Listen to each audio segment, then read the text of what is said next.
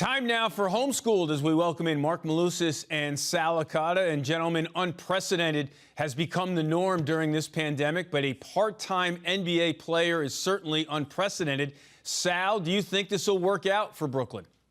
No, I don't. And you mentioned it, Eamon, we haven't seen it before. I have a hard time believing. I know how good of a player Kyrie Irving is. And by workout, I mean the Nets are going to go win the championship under this formula. No, I don't think it's going to work out.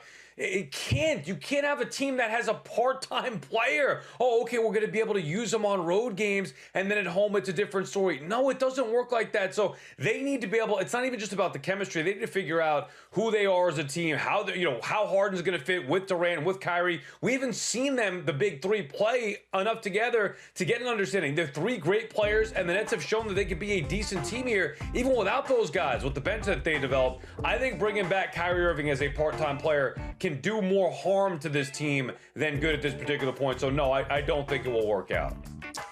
Well, I think it depends on how you define workout, right? So you look at it, I mean, is Kyrie Irving a really talented NBA basketball player? He is. Can he help out the Brooklyn Nets on road games? He can. Is he going to be able to stay, COVID negative here moving forward? Well, we'll find out, and we'll see exactly what the adjustment is with New York City mandates as we're seeing leagues and everybody kind of adjust here moving forward. I mean, there's no doubting the talent of Kyrie Irving, and I would have to believe by the end of the basketball season, there's going to be some adjustment here, so we'll see exactly what his availability is. But can he help this team? Yeah. I mean, the answer to that is he can. I mean, can he, if we go and spin it forward and say, get to the NBA playoffs and Kyrie Irving's only playing road games, is that going to work? No. I mean, I would agree with Sal. I tell you that's not going to work. But given the limitations and what we're seeing with NBA teams, and we're seeing like the Heat and the Spurs game getting postponed, Miami not having available players be able to compete in that game. I mean, can Kyrie Irving help the Brooklyn Nets right now in this situation? Yeah, he can. All right, fellas, now to the Knicks, and Alec Burks and the bench saved New York from an embarrassing loss. Moose, it's been a question all year long, but how long can Tibbs continue to go with a starting unit that underperforms?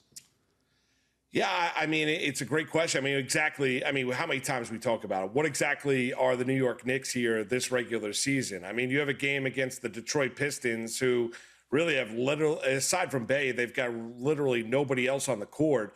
And the Knicks are basically down at one point in time, 8-9 points in that third quarter. I mean, it's utterly embarrassing. You have Julius Randle going out there and having 5 points on the night. I mean, you've got to get more from him. So they were saved by Alec Burks coming with the 34 off of the bench. I mean, we all get caught up in the starting rotation, and who's starting, but really it's exactly who's on the court when the game's being determined. And how many times, Sal, can we talk about this team? You need your star players to be able to step up. Julius Randle's got to be better. The Detroit Pistons aren't a good basketball team. They had nobody available, and you know what? He was decidedly below average on Wednesday night.